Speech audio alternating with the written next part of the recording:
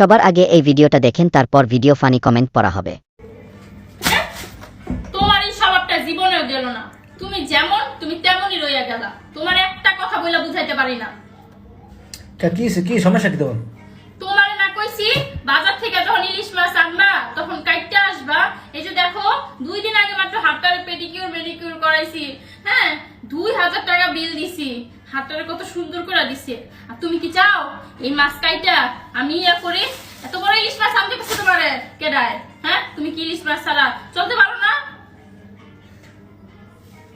বুঝলাম না কাহিনী। ইলিশ মাছ খাইতে মন চাইছে, ইলিশ মাছ লয়েছি। এত কথা তখন তো চাই না তোমার কাছে। তুমি খাইতে মন চাইলে তো আনো না। তুমি প্রতিদিন ইলিশ মাছ আনো, প্রতিদিনই তুমি গরুর মাংস আনো। এত জমিদার কেন তুমি? কেন এত জমিদার তুমি?